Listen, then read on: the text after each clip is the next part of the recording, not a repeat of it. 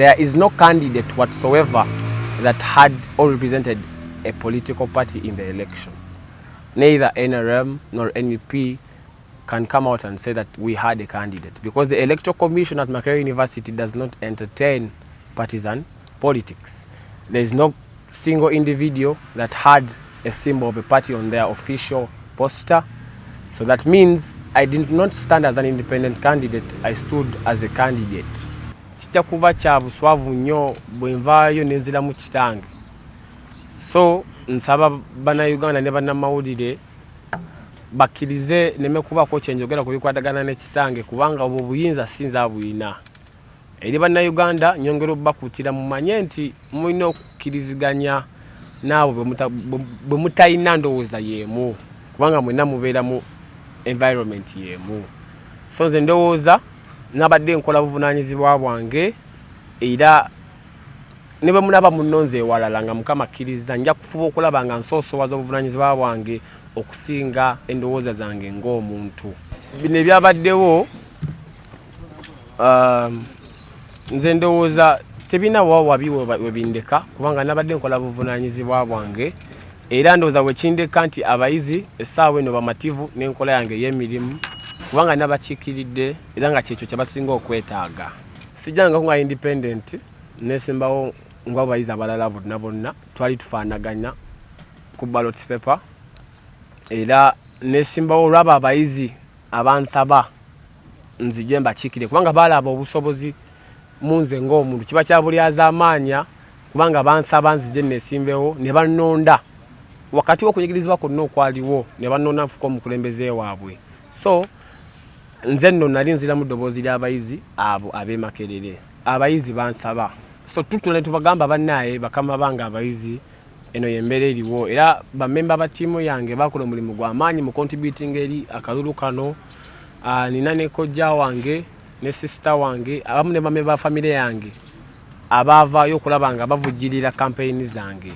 So bannayuganda bamanye nti ssente zino zava mu abo abalina okwagala eri obukulembeze bwange ne bakuteekamu ssente nga bayizi bannange, emikwano gye nakola gye nasomera, abo balaba nga kyendiko kituufu era nga balaba nsanidde okubeera omuyizi w'e Makerere, ne bammemba ba famire yange abalaba nga ddala nsanidde okubeera omukulembeze w'e Makerere, be bateekamu ssente okulaba nga tuwangula akalulu kano.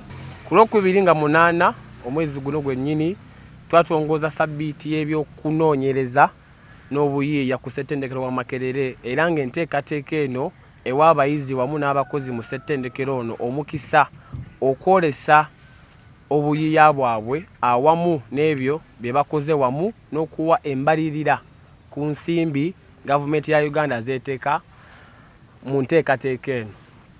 Ssettendekero wa Makerere afuna ensimbi obuwumbi bw'ensimbi za Uganda 30 okuva mu kitaavu ky'eggwanga buli mwaka okuvujjirira enteekateeka eno. Buli buyiiya n'okunoonyereza ebiva mu nteekateeka eno bwe bumu ku bujulizi bw'akaweefube okuzimba ebiseera byaffe eby'omu maaso.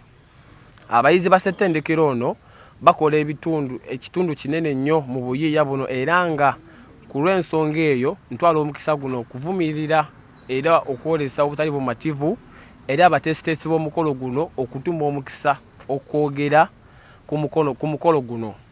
Okusirisa amaloboozi g'abayizi naddala mu nteekateeka nga zino kituma omukisa okwanja ensonga awamu n'ebizibu abayiiya bye basanga mu lugendo lwabwe, naddala abo nga bayizi. Ekizibu kya Uganda si bbula lya buyiiya, wabula waliwo namujinga ow'omutima omubi eyasensera buli wamu era akumira eggwanga lyaffe emabega.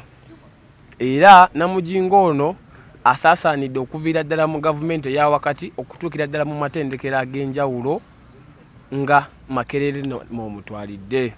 Obuyiiya bwaffe bufa ttogge olw'enguzi esaasaanidde eggwanga lino, era nga ekyewuunyisa buli omu agyenyumirizaamu. Ekyewuunyisa abantu abalyake abatalina nsonyi abagenda mu maaso n'okwezibika buli kimu omwo mwotwalidde n'obuntu obutono abayizi bwe tulina okufuna. Nkubiriza abayizi bannange mwenna twetabe twekebe eddimu ly'okulwanyisa obuli bw'enguzi mu ggwanga lino era kyekimu ku nsonga ezitukumidde emabega nawa tuli paka kati mu kaseera nga olukiiko lw'eggwanga olukulu lufuuse ekifo ewakutulirwa ddiiru era nga n'ebisembyeyo okuwulirwa nti ababaka baagabanyizza obukadde bw'ensimbi za Uganda 1,100 buli omu kwabo abakkiriza okuzifuna. Ensimbi zino ze tulowooza nti zandiyambye okuvujjirira obuyiiya mu ggwanga n'okutumbula omutindo gw'ebyenjigiriza awamu n'okunoonya obutale bw'ebiyiiya abayizi bye bakola okwetoloola ensi yonna. Tusabibwa ffenna bulijjo okwekemba okuteekawo embeera eneetuyamba okuzibukula emiwaatwa awamu n'emizikizo egyekiise mu kkubo lyaffe ery'obuyiiya. Ekisembayo njagala okutangaaza ku ky'ebifaananyi n'obutambi bwange nga ndi n'omukulembeze w'eggwanga Mwami Museveni obusaasaanidde emitimbagano. Ebifaananyi bino byakwatibwa bwe nnali ku mirimu gyange emitongole ng'omukulembeze w'abayizi e Makerere egy'okutongoza sabiiti y'obuyiiya mu ssettendekero wa Makerere era nga ku mukolo guno nabadde nkiikiridde abayizi abasoba mu 4,200 abalina endowooza ez'enjawulo n'enzikiriza ez'enjawulo ku by'obufuzi n'obukulembeze bw'eggwanga lino. Ekyennyamiza bitabudde abamu ku bantu omuli famire yange awamu n'abamu ku bayizi bannange era ekirala ekyewuunyisa ne bannakigwanyiza abamu abeenoonyeza ebyabwe bakozesezza omukisa guno okusaasaanya obulimba olw'ebigendererwa byabwe ebitamanyikiddwa. N'olw'ensonga eyo njagala okubategeeza nti ssettendekero wa Makerere lyerimu ku matendekero agali wansi wa gavumenti era nga okusinziira ku ssemateeka wa Uganda akawaayiro ak'E9 ennyingo ey'okusatu ewa omukulembeze w'eggwanga obuyinza okulabirira n'okukuuma bannansi era eddimu lino limuwa obuyinza okukuuma ebisuubizo by'Abannayuganda n'enfuga egoberera amateeka. Era mu mbeera y'emu omulimu gwange n'obuvunaanyizibwa bwange okulondoola emirimu egikolebwa ku lw'abayizi ba Makerere ng'omukulembeze waabwe era nga bwe nva ku mulamwa ogwo mba nfuuse nakigwanyizi so si omukulembeze. Ng'omuntu assaamu empisa zaffe ekitiibwa n'ennyamira olw'enfuga embi egenda maaso mu ggwanga lyaffe kyokka ate olw'embeera y'obuvunaanyizibwa bwange neesanga nina okuyimirira ku kadaala ke kamu n'abantu abamu nga bali ne mu gavumenti. Nsaba ffenna tukimanye nti ndikyendi olwaleero olwa Mukama Katonda awamu n'abayizi b'e Makerere abanzisaamu obwesige ne bannonda ng'omukulembeze waabwe. N'olw'ensonga eyo nja kusoosowazanga ebiruubirirwa by'abayizi benkulembera okusukkuluma ku byange ng'omuntu n'endowooza yange ku by'obufuzi by'eggwanga lino. Nkubira omulanga abantu mwenna abanenya famire yange era mbabuulira nti obutanenya famire yange okusingira ddala kitange Mwami Nyanzi Fred Ssentamu olw'ebikolwa byange ng'omukulembeze w'abayizi b'e Makerere. Mbassaamu nnyo ekitiibwa era nsaba ebifaananyi bino ebisaasaanidde emitimbagano obutabajja ku mulamwa n'okulowooza nti navudde ku mulamwa gw'okulwanirira obwenkanya n'enfuga egoberera amateeka mu ggwanga lyaffe. Bwe naakira okutwala obuvunaanyizibwa buno nakimanya nti ebisoomoozo eby'ekika kino bijja kubaawo nga maliriza mbasuubiza okusigala ku mulamwa n'okutambulira mu kkubo ery'obwerufu n'ekitangaala okukola obutaweera okutuukiriza ebisuubizo eri bannamakerere. Amanya n'eddoboozi nze Ssentamu Churchill James omukulembeze w'abayizi ow'E9. I would love to acknowledge the people that really feel betrayed.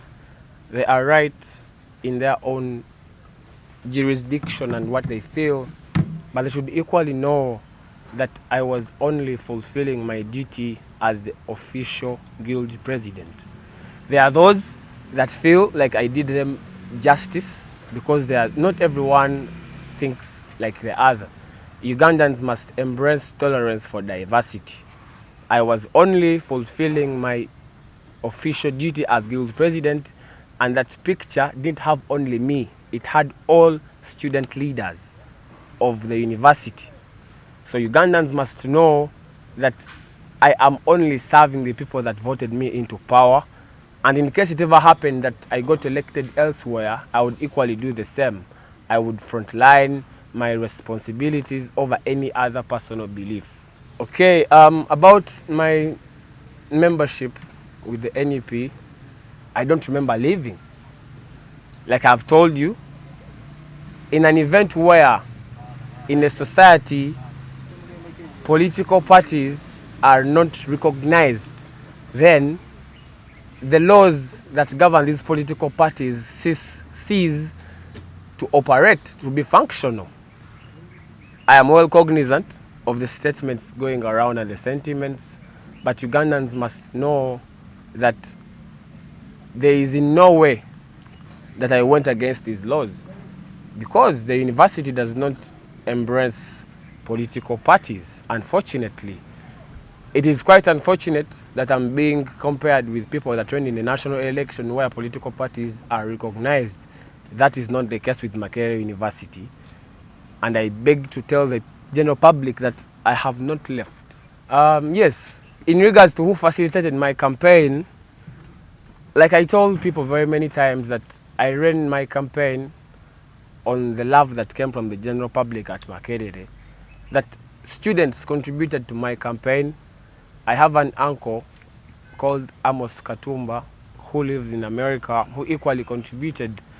I have a sister who is not into politics that supported her brother.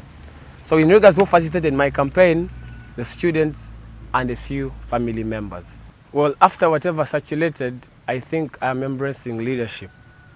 I'm being a leader to the students of Makerere University, and it leaves me in just my right position as guild president. We shall continue to serve the interests of the students for as long as they recognize us as their leaders. That is what we shall continue to do. That is what we swore to do, and we shall not betray the oaths that we took on the 21st of March. Thank you.